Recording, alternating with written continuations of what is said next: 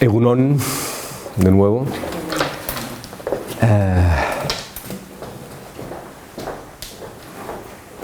Estar aquí es para mí también muy significativo y agradezco la invitación que me hizo Koldo y también en parte de Joseba hace unos meses. No sé qué grado me dará explicar ciertas cosas, pero yo ahora llevo 2 años un poco más retirado en un proyecto de una comunidad contemplativa interreligiosa o transreligiosa. En todo caso luego podemos hablar de esto si sale en el diálogo. Pero lo que quiero decir es que sí que ha cambiado un poco mi lugar desde hace unos años, ¿no?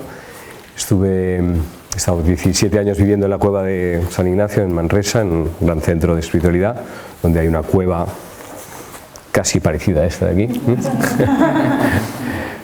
Y bueno, y resultas de todo ese proceso por 2 vías. Por la vía del silencio, o sea, un deseo creciente de silencio como condición de posibilidad para que la palabra tenga substancia, sino el desgaste de palabras inútiles que ejercitamos entre todos es terrible, ¿no? Y entonces necesitamos un lugar más hondo para acogerlas y un lugar más hondo para emitirlas, digamos, ¿no? Si no, el desgaste es muy grande, ¿no? Yo mismo sentía que me estaba desgastando y que habían cosas que habían sido ya intuidas, pero que había que vivirlas, si no la palabra perdía su fuerza, ¿no? Por el lado del silencio y por el lado también del encuentro interreligioso, que ahora intentaré explicar cómo entiendo, cómo percibo el panorama actual y las diferentes vías que hay para seguir creciendo y seguir ahondando en algo, como os he dicho, que es nuevo para la humanidad, yo creo. Quizás cada generación tiene la sensación de que su tiempo es nuevo, y así es, porque es irrepetible, el paso de la historia es irrepetible, pero digamos hay tiempos como más continuos, más de lentas sedimentaciones, y hay tiempos como muy acelerados donde se está gestando mucha información, muchas mutaciones, que tienen momentos de claridad y momentos de confusión o de ofuscación, ¿no? De hecho es como el movimiento del mar, hay momentos en que la ola alza todo su dinamismo, pero no puede estar siempre en lo alto, necesariamente hay un movimiento hacia adentro, donde coge impulso para de nuevo desprenderse o rebrotar de nuevo, ¿no? Yo tengo la sensación de que hace unos 10-15 años en nuestra península, en lo que llamamos España, o como le llamemos a esto que compartimos, políticamente me refiero,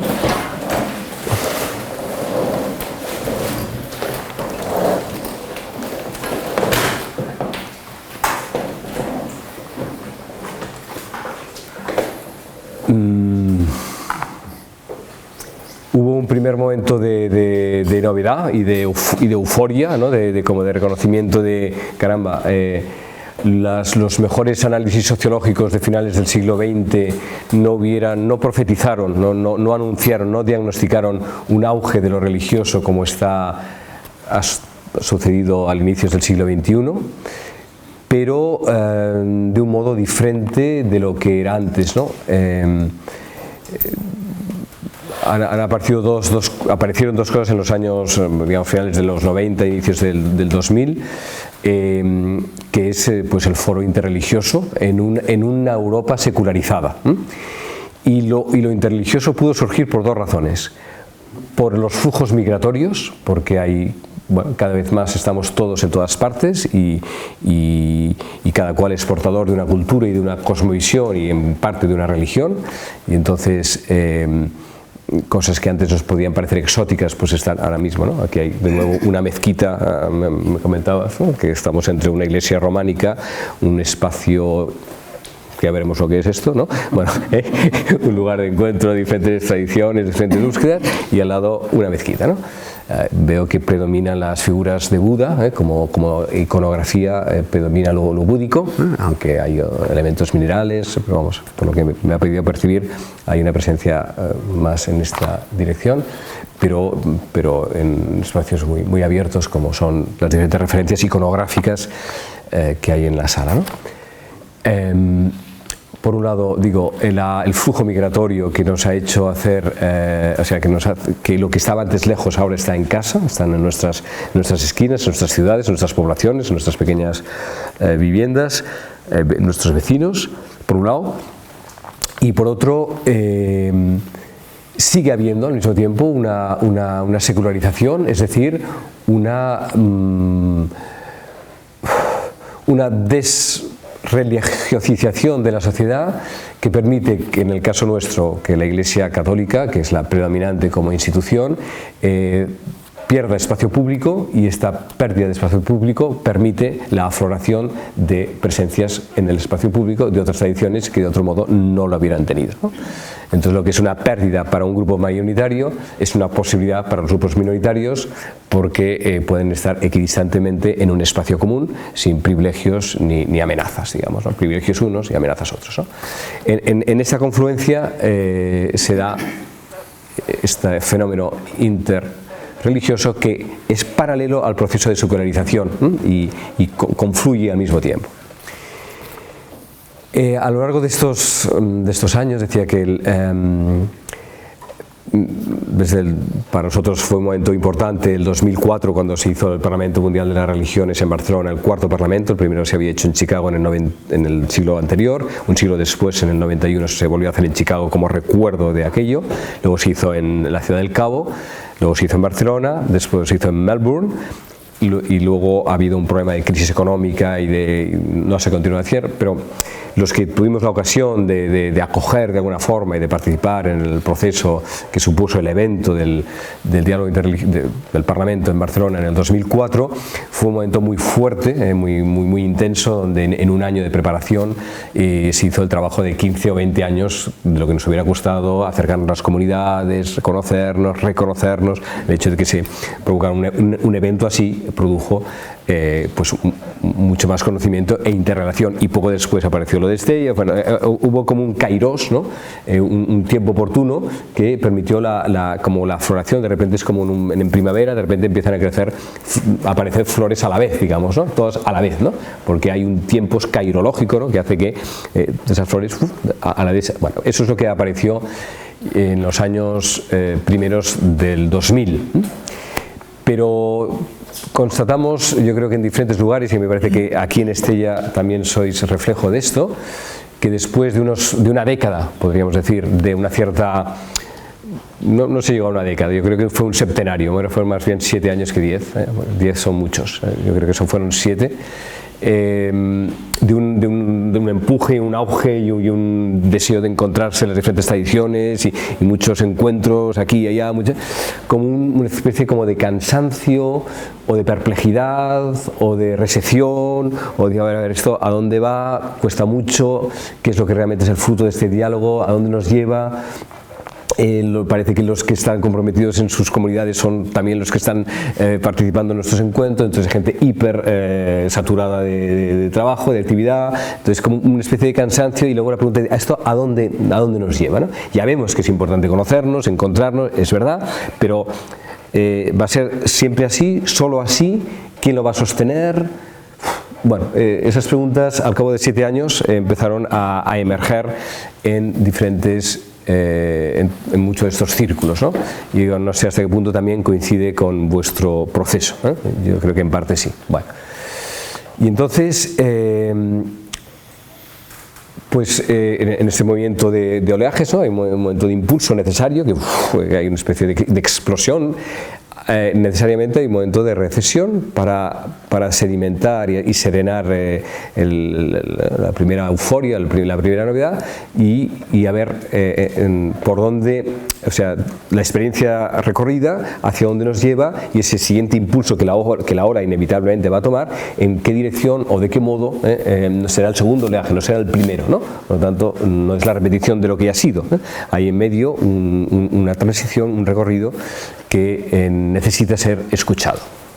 Bueno, en los encuentros interreligiosos en todos estos años, ya desde el principio recuerdo que a mí lo que me sorprendió, y me sorprendió que me sorprendiera, en el Parlamento de las Religiones, que al final lo que te llegaba de los panels, ¿no?, de las mesas redondas, que nunca son redondas, que siempre son rectangulares, porque no hay manera de que sean redondas, en el sentido de que cuesta que circule la palabra, normalmente son su yuxtaposición de intervenciones, una después de la otra, ordenadas, luego hay un buen moderador, pero sensación de que no llega a ser circular, ¿no? O sea, que la palabra no vuelve y devuelve y retoma y se interfecunda, sino que, bueno, hay un amable... que no es poco, viniendo de la guerra como venimos todos, no es poco que seamos capaces de sentarnos y escucharnos, pero no es suficiente. Es necesario, pero no suficiente. Digo que lo que me impresionó del diálogo de los encuentros aquellos fue que lo que llegaba de las personas no era su tradición religiosa, por muy conocida o desconocida que fuera, interesante o poco interesante, que fuera que en su erudita o no erudita, sino si eran personas abiertas o personas cerradas. Eso es al final lo que llegaba de ahí. Esa persona está hablando desde lo suyo hacia los demás y con los demás, dispuesto a entregar lo que tiene, no a defender y a hacer propaganda y a justificar lo que tiene, sino a entregar lo que tiene, y entregando lo que tiene dejarse recibir también lo que los demás le entregan, o está ahí parapetado en su erudición o en su tradición o en su jerarquía, lo que sea, pero blindado y eso no, es que suena duro, suena cerrado, ¿no?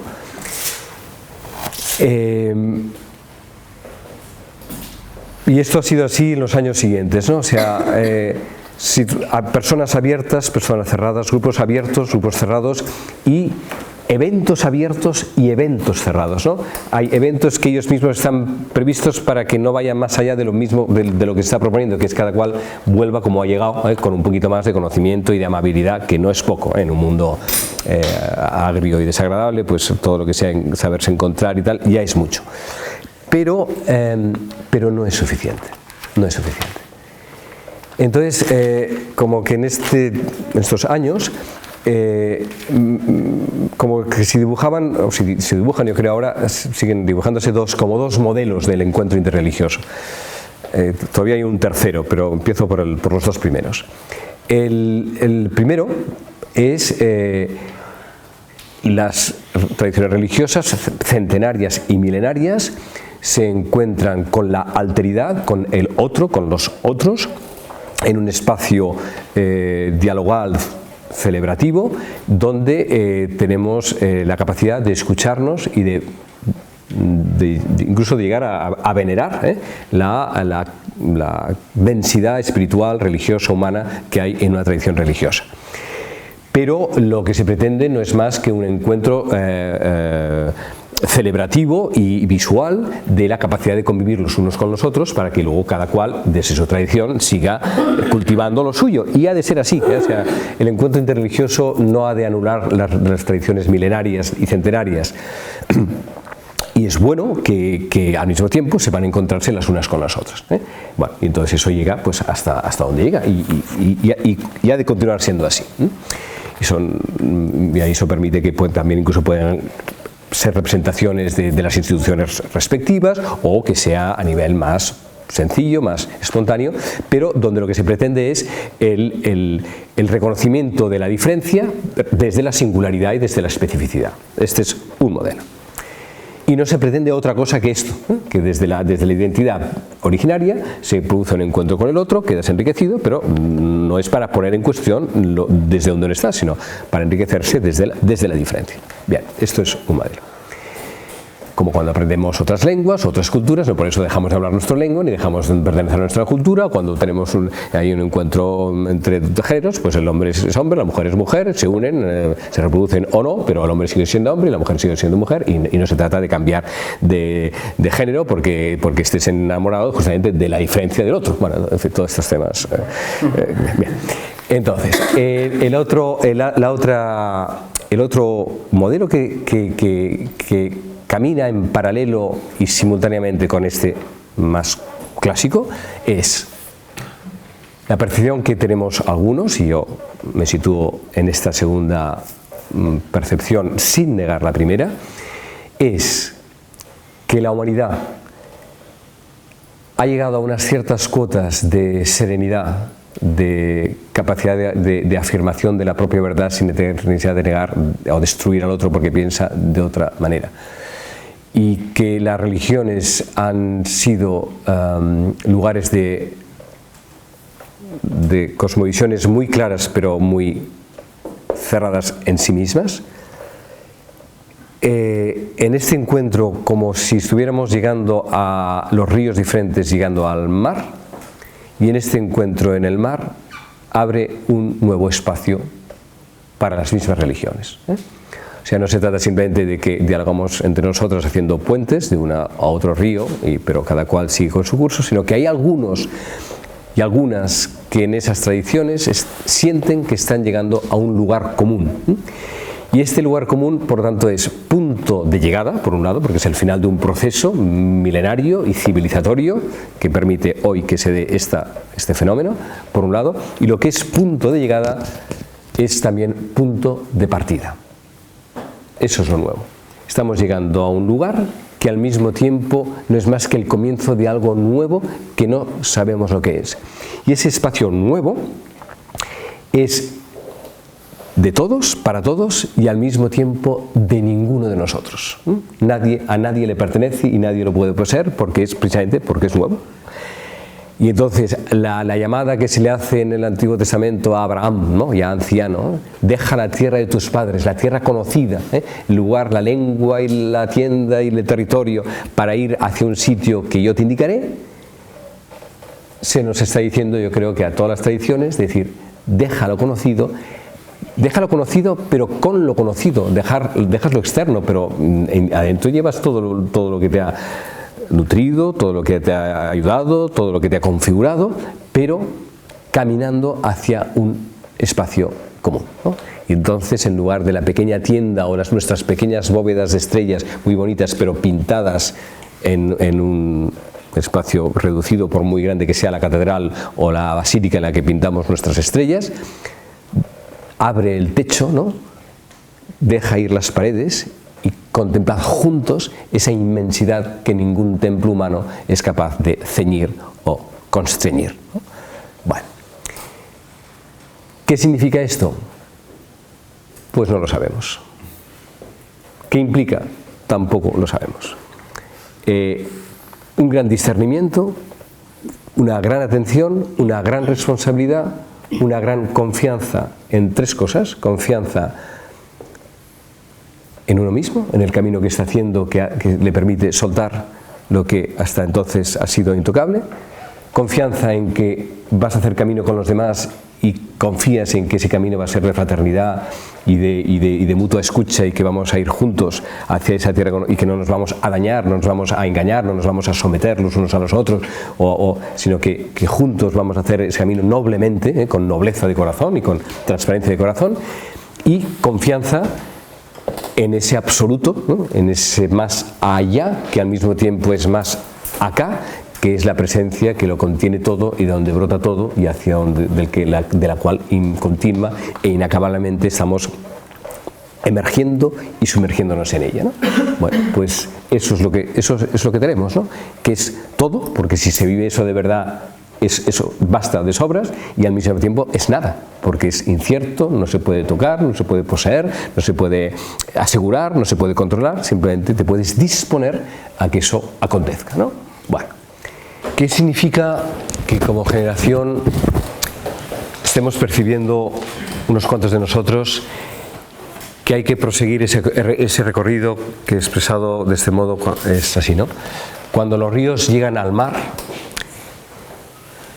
entregan su agua y pierden su nombre. Y el nombre del agua ya es el nombre del mar, no es el nombre del río, ¿no? ¿Qué significa entregar el agua, perder el nombre y adquirir el nombre del mar, ¿no? Bueno, eso no es tan fácil, porque luego además en el agua, cuando se llega al mar, los diferentes deltas que llegan también dejan sus corrientes y el agua no se mezcla tan fácilmente, y por eso hay el río, ¿no?, rojo y el amarillo, y todavía hay un buen lodo dentro del mar hasta que el agua se hace común al fin. Eso no sucede en la orilla, eso sucede ahí en alta mar, ¿no? Entonces llegar al mar tampoco es es mucho, pero todavía no se ha acabado todo lo que hay que seguir haciendo para que realmente todas esas aguas realmente se junten en ese otro, digamos, horizonte de autocompresibilidad o de compartir, ¿no? Bueno, pero claro, aquí el tema es muy serio porque las tradiciones religiosas no están inventadas, no se han inventado, ¿no? Se han dado, ¿no? Han surgido por el proceso milenario de muchas generaciones que han ido identificándose y congregándose en torno de una experiencia fundante. Todas las religiones hay un inicio, un fuego incandescente, que es el momento revelatorio, el momento fundacional de una tradición religiosa, en torno a la cual luego surgen unos textos, surgen unos ritos, surge una organización comunitaria, surge todo el acompañamiento de una vida completa que queda cosmovisionada en torno a ese núcleo incandescente que le da su fundamento. Podemos decir que toda religión tiene como tres grandes elementos, que uno es su corpus escriturístico, es decir, su canon de textos, de lecturas, que es donde alimenta su creencia fundamental y el recuerdo de sus orígenes. Toda religión tiene un cuerpo de escrituras originario. Toda religión tiene una organización comunitaria donde hay una jerarquía iniciática, además de que sea una jerarquía organizativa, institucional. Lo más importante de una tradición religiosa no es la jerarquía institucional, sino la jerarquía iniciática, es decir, que hay un conocimiento y una experiencia que se transmite de generación en generación, y no cualquiera puede hacerlo, porque si no hay ese conocimiento profundo y verdadero, lo que se va transmitiendo es un deterioro progresivo y al final no queda nada del originario. Por lo tanto, se supone que en cada generación hay aquellos o aquellas que han recibido el fuego, que han sido quemadas y quemados por el mismo fuego y pueden transmitir a la siguiente generación ese mismo fuego sin que haya una degeneración o una degradación de la fuerza originaria. Y esa es la importancia de una comunidad religiosa. Hay esa jerarquía espiritual. Jerarquía, cuando digo jerarquía, la palabra no nos suena bien, pero entendemos que hay una transmisión de personas que lo han vivido y que lo transmiten. Y luego hay unos rituales. Toda religión tiene una ritualización, porque ahora mismo, ¿no? Cuando nos hemos reunido, pues hemos necesitado hacer un símbolo que marque la diferencia entre el tiempo y el espacio profano con el que hemos llegado aquí al tiempo y espacio sagrado de lo que aquí va a comenzar, digamos, ¿no? De un modo u otro, todo grupo humano necesita ritualizar sus comienzos y sus finales, porque nos ayudan a cambiar de estado de conciencia o de estado de atención o de estado de receptividad, y esos son los rituales, ¿no? Espacio-temporalidades en lugares y en momentos. Hay diferentes ritmos, hay ritmos diarios, ritmos semanales, ritmos anuales, ritmos episódicos que humanamente, incluso pues hoy en día, ¿no? O sea, desde un concierto rock tiene su ritual, desde un partido de fútbol tiene su ritual, forma parte de la necesidad humana de ceñir espacio-tiempos que posibiliten la entrega y la atención más concentrada en eso que convoca. Bueno, las religiones tradicionales llevan milenios estructuradas en torno a toda esta compleja constelación de elementos en los cuales además unos están relacionados con otros. ¿En qué medida podemos sentir que esto está culminando y que está amaneciendo un nuevo lugar de encuentro, donde por un lado las diversidades circunstanciales, culturales, geográficas, seguirán siendo diferentes, por tanto tampoco vamos a pretender algo universal y común, que es el gran peligro y el gran deseo que tuvo, pero que no fue adelante, de intentos como por ejemplo el Esperanto, ¿no? En el principio de la Primera Guerra Mundial, en el momento de primeras mundializaciones, cuando a finales del siglo XIX hay una conciencia planetaria y tal, y entonces un grupo de idealistas pues dice, bueno, pues vamos a crear una lengua común que sirva para hablarnos en el planeta, ¿no? Pero claro, eso fue complejísimo, primero porque eran lenguas europeas, ¿no? Por eso ya lo hace eurocéntrico, con lo cual y ahí está excluido toda Asia, toda África. Bueno, ¿qué haces? ¿Cómo vas a hacer una cosa universal si resulta que ya su comienzo es parcial? Y esto por un lado. Y por otro, cae una lengua artificial.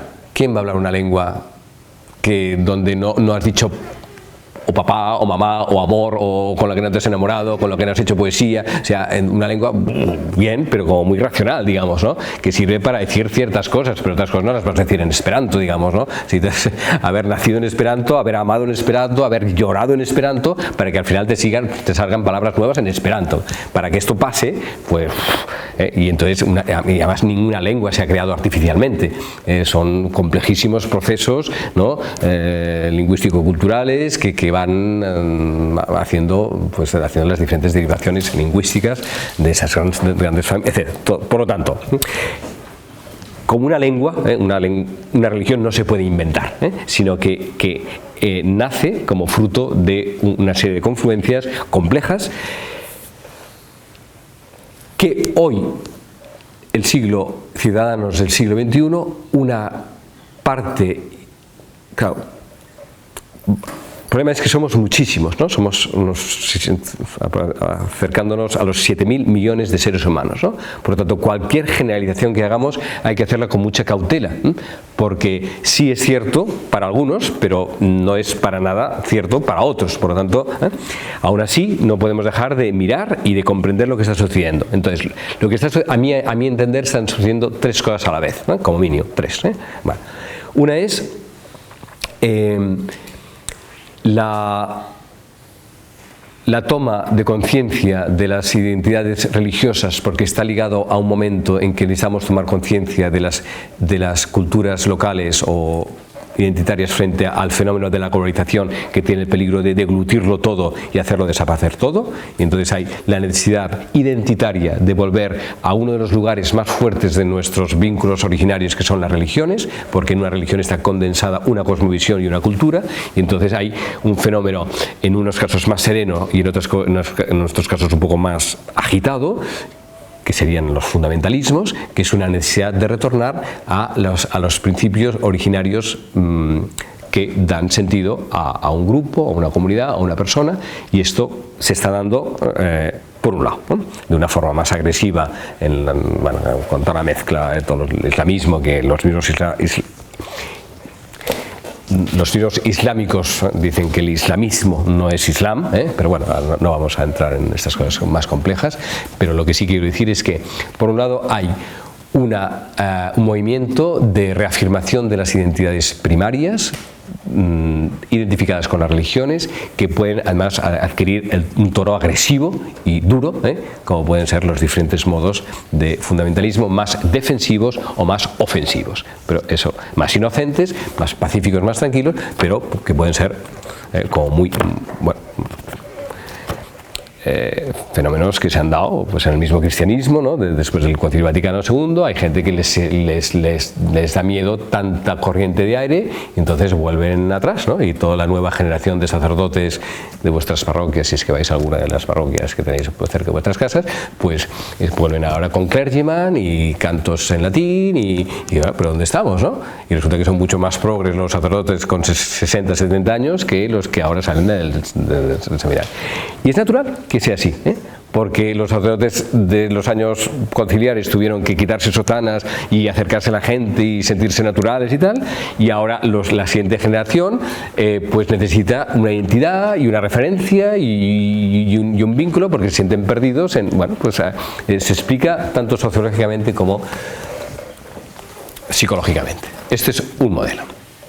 Y eso va a estar ahí, eso en el encuentro entre las religiones y en el encuentro interreligioso vamos a vivir durante años y probablemente siglos la identidad afirmada sin ninguna confusión sobre los depósitos originarios de esas experiencias religiosas, por un lado. Por otro lado, se está dando el desgaste de mucha gente que dice, no, esto ya no, estas constelaciones con todos esos textos, prácticas y jerarquías internas no expresan lo que el ser humano del siglo XXI anhela. Todo esto tiene que ser más simple, más sencillo, no tan cotos separados y acotados, eso ha de ir en otra dirección.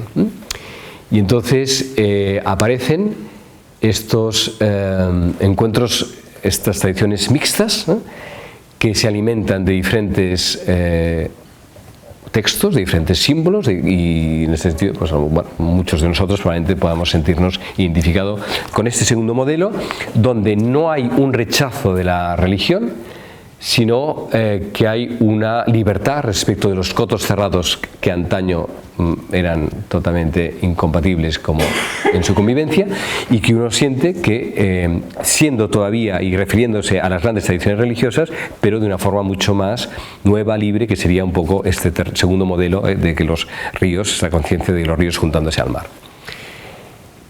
Y luego hay un tercer grupo de cercadores, de buscadores espirituales, que no identifican para nada esto con la religión, sino que consideran que es algo que forma parte de la condición humana y que tiene otros registros que los religiosos, y que son claramente laicos, claramente seculares, y que se desmarcan claramente de estas constelaciones, que aunque en este segundo modelo pueden ser más abiertas, no dejan de ser también, pues, tener un marco demasiado acotado y demasiado todavía referido a ciertas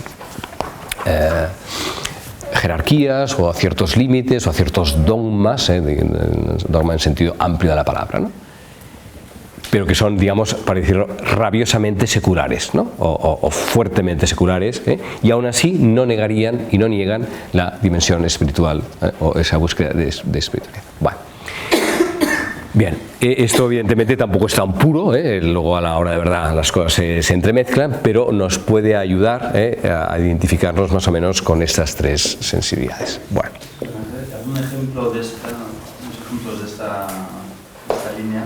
Las sensibilidades laicas, seculares. Bueno, hay todos unos autores contemporáneos que afirman claramente una espiritualidad laica, una espiritualidad que no se identifica con ningún marco religioso, y que de entrada no pueden tomar textos, pero muy aisladamente, o sea, no entran dentro de la constelación religiosa, sino que se sitúan claramente desde fuera y toman lo que pero que sería mucho más sobrio en cuanto a los rituales, habría muchos menos cantos, o sea, este espacio que ahora hemos hecho es un espacio muy religioso en su expresión, ¿no?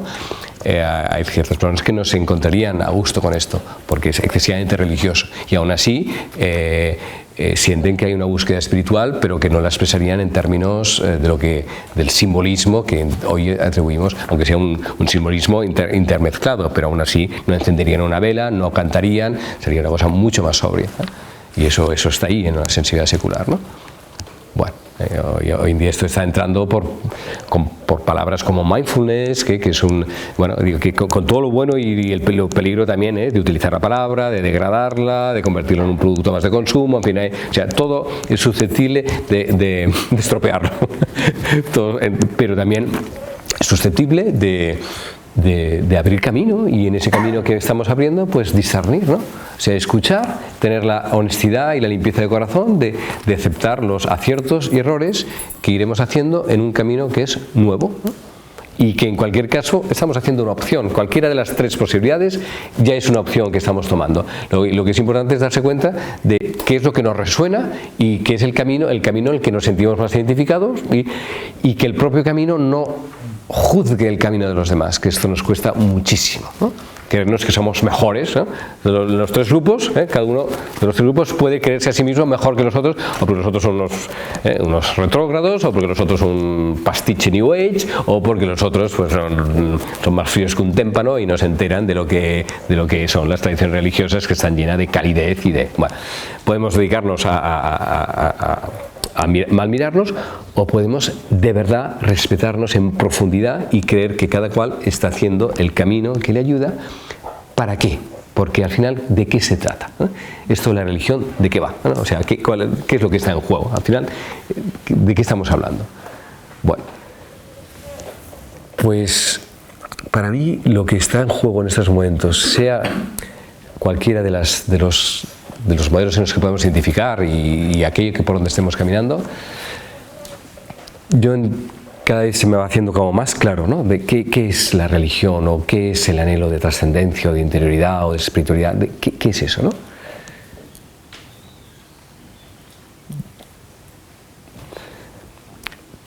Yo lo diría de este modo, ¿no? Es una resonancia profunda que tiene el ser humano de que, si bien vivimos en la inmediatez de nuestras necesidades, que hemos de procurar comer, dormir, tener un cobijo, tener unas relaciones justas entre nosotros, en fin, todo lo que tiene que ver con la supervivencia como seres biológicos, como seres vivientes, y que eso lo hemos de atender, pero que detrás de eso, no más, bueno, más allá, pero al mismo tiempo más acá de eso, hay una profundidad mucho mayor que no tiene que ver con nuestra supervivencia individual, sino que tiene que ver con el don de ser, con el don de existir. Y cuando vivimos no desde el instinto de supervivencia, que es en el fondo de ataque y defensa, en sus diferentes manifestaciones más o menos civilizadas o incivilizadas, sino que el punto de referencia no es mi yo autocentrado que se relaciona con lo otro y con los otros, sino que vivimos desde la totalidad de la que formamos parte, desde esa totalidad de la cual nosotros somos receptáculo, pero no un receptáculo aislado, sino depositarios del ser. Cuando vivimos desde ahí, desde el acto de acogida y de don de eso mismo que estamos recibiendo, toda nuestra percepción de alrededor, nuestras jornadas, nuestras acciones, nuestra mirada, nuestros deseos, nuestras palabras, nuestros pensamientos, tienen una cualidad absolutamente de otro orden. Y esto no está pospuesto para la otra vida, que es donde las religiones tradicionales solían poner el acento, sino que esto está... A eso estamos invitados todos aquí y ahora. Y que desde aquí podemos descodificar el lenguaje mítico de las religiones, el lenguaje dogmático de las religiones, o el lenguaje de creencias de las religiones, para entender que lo que han dicho con lenguajes que ya no son los nuestros son muy verdaderos si lo sabemos descodificar. Y lo que se descodifica es eso, que todo es presencia si somos capaces de vivir en la presencia. Que esa presencia en mayúscula que decimos más allá y que míticamente señalamos al cielo, es la profundidad del más acá de eso mismo que ya estamos viviendo. Y que el más allá y el más acá no está separado, sino que está en la misma posibilidad del aquí y el ahora, pero claro, vivido de un modo muy diferente, ¿no?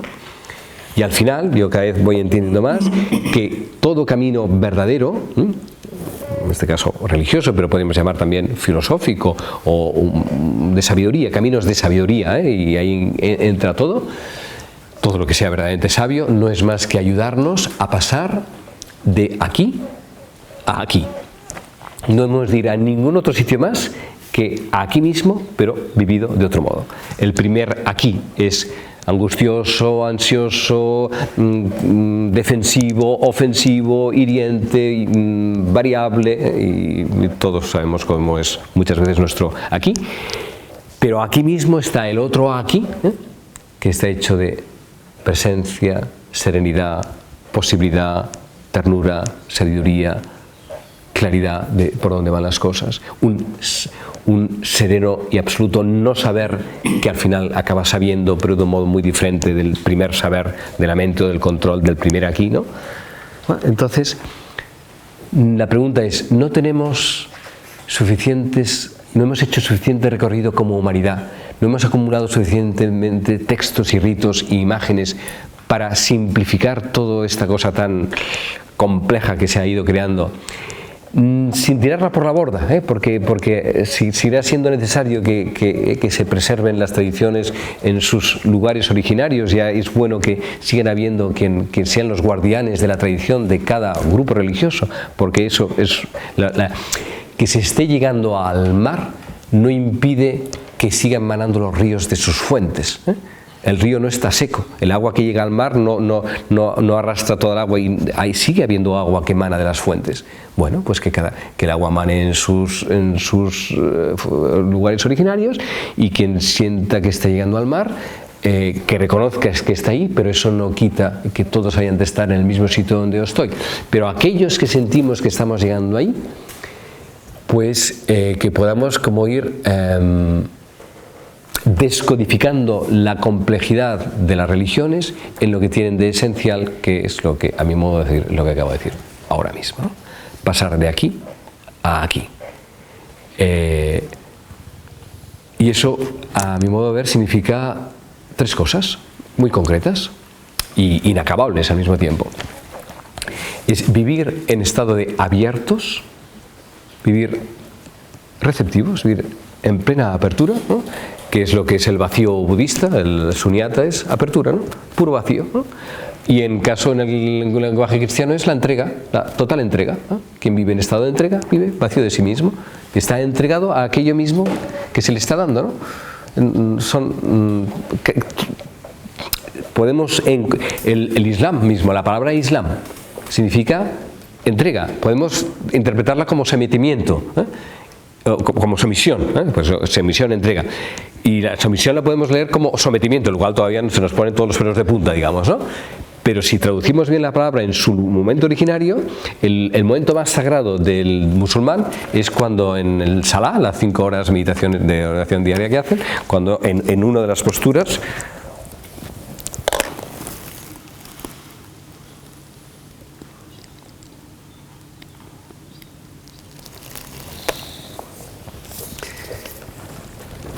pues este es el lugar de encuentro, ¿no? Este es el lugar donde encuentro de todas las religiones, tradiciones religiosas, ¿no?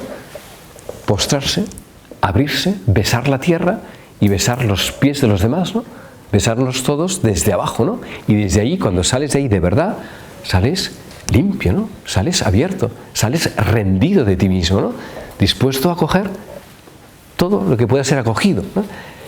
Bueno, lo que pasa es que según que luego texto haya y según qué interpretación te haga el imán de lo que acabas de hacer y tal, entonces ya empezamos a enloquecernos todos, ¿no? Porque tiene la capacidad de salir del centro que es increíble, ¿no? Entonces, y por eso, claro, las cosas son muy complejas, porque aunque es simple de lo que se trata, la capacidad de descentrarnos y salir de ese estado de pureza es muy sutil, ¿no?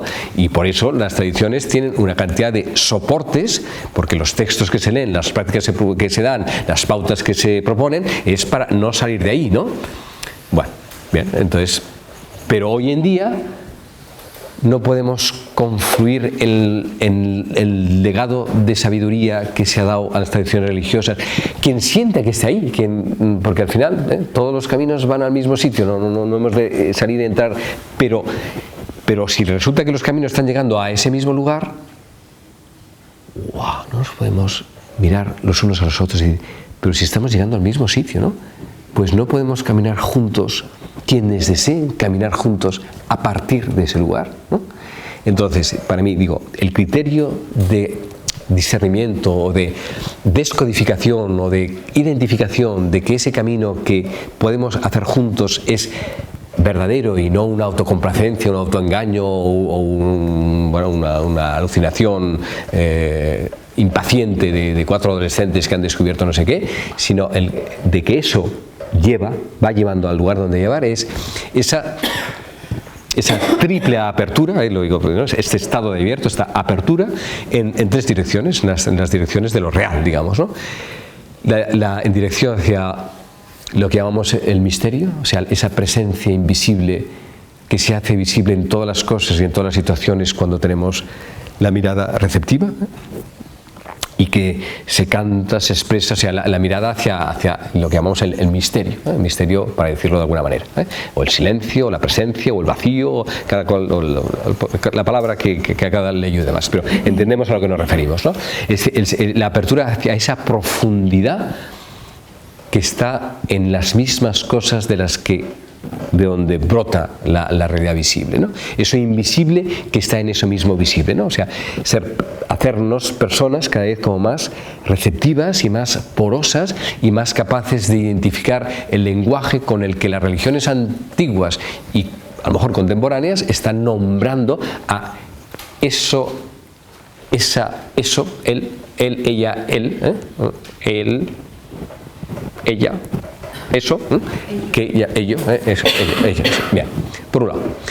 Por otro, más abiertos a la fraternidad, o sea, más abiertos, cada vez más abiertos a la alteridad, al otro más cercano, al que con el convivo de pareja, familia, vecino, comunidad, lo que sea, del partido político de al lado, o qué sé, todo, las diferentes formas de alteridad con la que vivimos cada día, ¿no?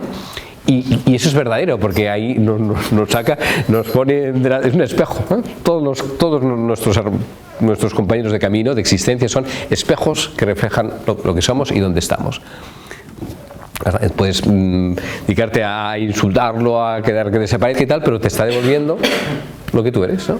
Y muy honestamente, pues a través de la alteridad, conocer tu verdad y crecer en fraternidad, ¿no? Crecer en compasión, crecer en solidaridad, crecer en compromiso, crecer en sus diferentes gamas, desde las más inmediatas, digo, de cada día, o sea, de las más íntimas o afectivas, hasta las más complejas del mundo en el que participamos y del cual somos corresponsables, porque eso es así, no lo podemos eludir. O sea, la vía ética, todo el ámbito de la vía ética.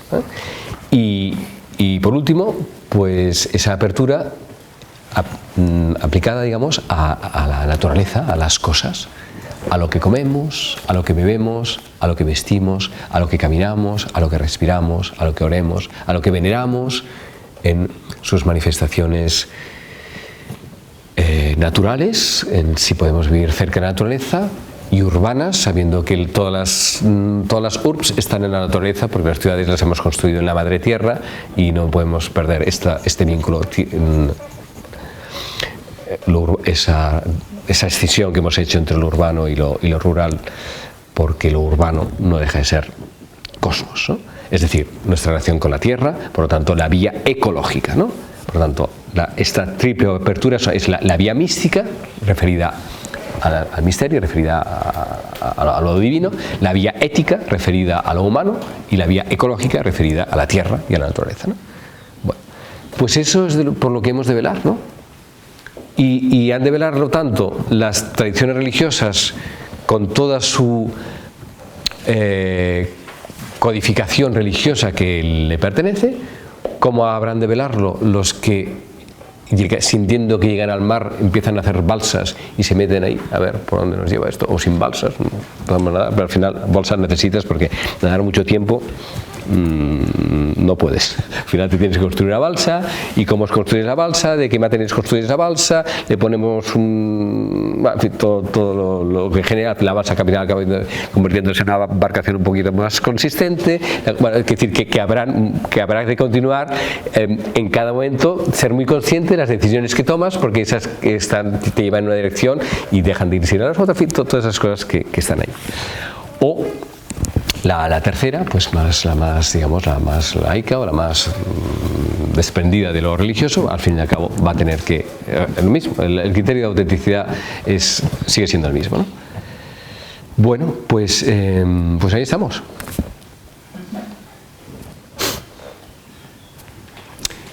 Entonces lo bonito es escuchar con mucha verdad el lugar donde uno se ubica en este recorrido, y al mismo tiempo tener un grandísimo respeto por el camino de los otros, porque lo que a mí me ayuda no tiene por qué ayudarle al otro, ¿no? Lo puedo compartir, pero no puedo forzarlo ni juzgar quién. Pues el signo va a ser si estoy más abierto o más autocentrado, ¿no? Si mi camino lo que hace es sentirme el mejor del mundo, pues ya seguro que esto no va bien, ¿no? O sea, seguro que no va a ningún sitio esto, porque no haces más que camuflar en fin, todo eso. Y en cambio, si el camino que haces, pues haciéndolo en verdad y con radicalidad, pero al mismo tiempo, pues das tiempo y espacio para que otros lo hagan de otra manera, pues no tenemos por qué dañarnos los unos a los otros, ¿no? Aunque a veces nos asusta, ¿no?, la opción del otro porque nos interpela o nos cuestiona, pero bueno, eso forma parte también del camino, ¿no? Bueno, esto es un poquillo lo que estoy en estos años viendo, ¿no? Entonces, en esta pequeña comunidad que hemos empezado, digo 5 minutos más y... bueno, o sea, todo esto yo hace tiempo que lo pensaba, ¿no? Pero una cosa es pensarlo y otra dice, bueno, esto es posible, ¿no? Esto es realizable, ¿no? Y entonces hace 2 años empezamos con un grupo de personas, fuimos al principio 20 personas las convocadas, luego los que estamos viviendo somos 5 en el día a día, aunque hay 15 más o 10 más que participan del proyecto apoyándolo económicamente y al menos asistiendo mensualmente a los encuentros que tenemos, y algunos vienen también entre semana. O sea, somos unas 15 personas implicadas, pero 5 más permanentes, digamos así, en una masía de la provincia de Tarragona, a 80 kilómetros de Barcelona, pues a ver que si es posible, pues vivir en esas claves, ¿no?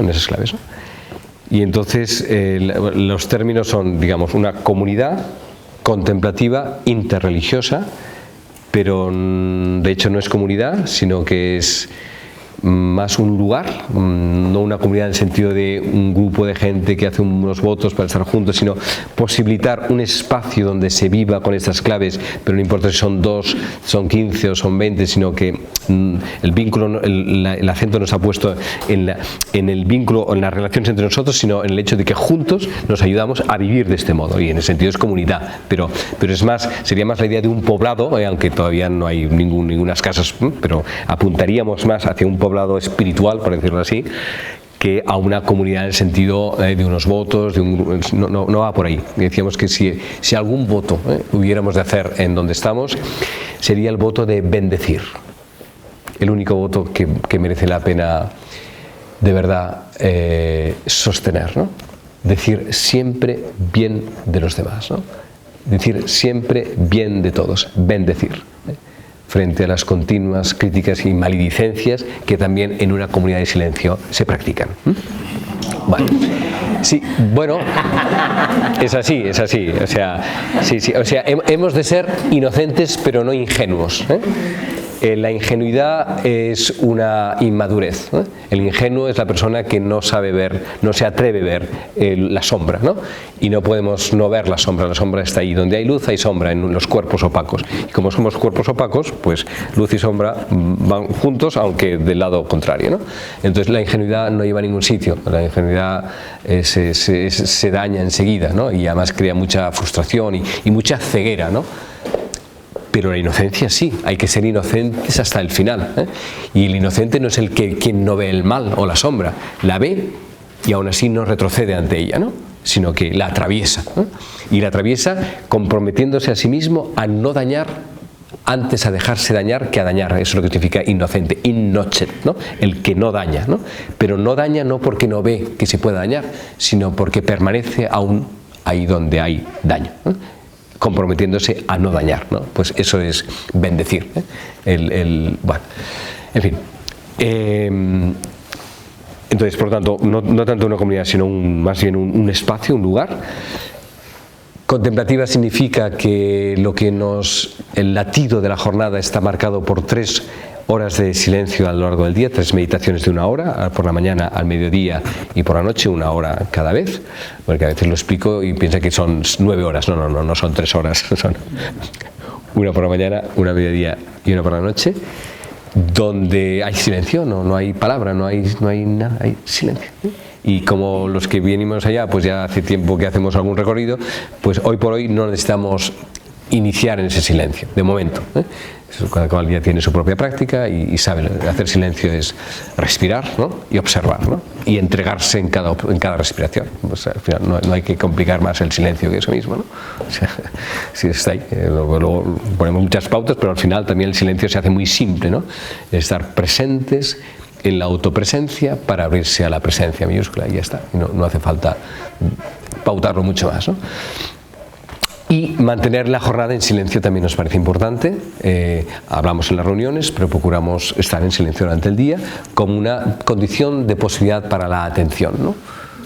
Para la atención al presente, para la atención plena, porque eso está ahí. Y eso no impide que se pueda hablar con naturalidad en algunos momentos del trabajo, o sea, no es un silencio rígido, pero sí que es una llamada al silencio, que continuamente nos escapamos, hay que volver una y otra vez a... porque es un lugar que posibilita entonces luego, cuando al final del día o de las reuniones, la palabra que emerge de ahí tiene otra cualidad. Y luego, supuesto, cada hora sonamos, por eso me ha pasado José para sonamos un gong, ¿no? Y entonces haciendo lo que estemos haciendo, cocinando, trabajando, comiendo, o en la misma reunión suena el gong, entonces nos detenemos, ¿no? Como podemos hacer ahora mismo.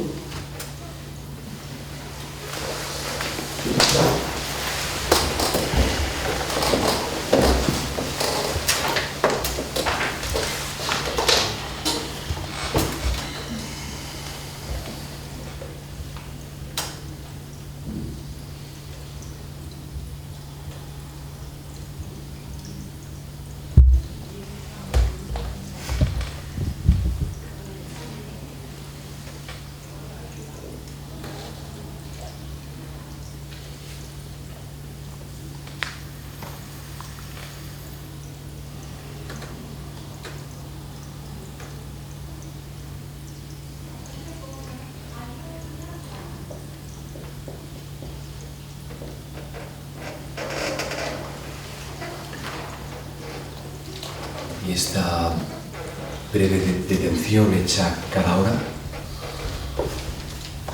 pues hace que sueltes aquello que te habías vuelto a agarrar y hablas de otra manera, miras de otra manera, retomas la lechuga que estabas masticando de otra manera, o lo que ibas a decir lo dejas de decir porque estaba hecha desde la reacción, desde la cosa, en fin. Poco a poco, eso dura 5 segundos o 7 segundos. Luego vuelves a entrar de nuevo otra vez en la... Cuesta mucho. Pero bueno, a veces duras más de 7 segundos. Entonces 2 o 3 minutos más en ese estado de presencia para... Pero bueno, ahí estamos, con mucha humildad y confianza de que ese es el camino, ¿no? Y lo interreligioso, y acabo con esto, lo interreligioso propiamente no es interreligioso. Si por interreligiosos se entendiera que en esa comunidad se pretende que hayan cristianos, musulmanes, budistas, hindúes, sikhs, judíos, no es eso. Cada cual puede provenir de la providencia, de la gota de agua cuando cae en el mar, pierde su membrana de gota y permanece su acuidad, ¿no? Porque, ¿qué es una gota? ¿Una gota de agua qué es? Agua, pero no solo agua. Agua, aire separado. No, sí, es agua separada. Agua con la autoidentidad de la superficie, de que hace que tenga esa forma de gota. No es separada. Sí, no es separada forma. Cuando es gota, sí. ¿Cuándo es gota? No, tampoco lo es, porque eso permite que sea gota. No es separada porque fíjate, la naturaleza tiene lo que es el tercer hidrógeno. No, perfecto. Todavía esto lo hace más rica la imagen. No, yo me refería a la gota como tal. La gota es una unidad de H2O con ese contorno que le hace ser esa gota y no otra, ¿no? Cuando esa gota cae en el mar, en el estanque, se disuelve ese contorno, pero el agua que es sigue siendo. Entonces, ese yo que somos, claro que sí que somos, nuestro acceso al ser no puede ser sino a través de nuestro yo, porque es lo que somos. Pero esto que somos no es nuestro yo con el que nos identificamos. Porque todavía nos identificamos con la gota encerrada en nuestra yoidad. Y sin embargo, el agua que contiene la gota sí que es lo que somos. Pero para eso hay que soltar la membrana con la que pensamos, con la que nos identificamos. Ese soltar es la disfunción esa. Sí. Yo te quiero dar profundamente las gracias, Javier. No sé desde cuál de esos yo creo que desde el yo presencia, desde el yo cumbre, desde el yo real, realmente has venido aquí a arrojarnos luz. Has tenido el gesto generoso de coger un tren allí en Barcelona y dejar tus asuntos y venir aquí a compartir. Siempre sabes ver más allá de lo que veamos, lo que nosotros somos capaces de ver. Has dejado verdaderos pensamientos simientes. Tendremos que ver muchas veces el vídeo que nos ha dado Primi, que es mediante colgará, para verdaderamente hacernos con estas claves que consideramos imprescindibles. Gracias de corazón, en nombre de todo el grupo organizador. Creo que recordaremos este momento, siquiera en familia, que viniste aquí de nuevo a Estella a echar luz en nuestro camino.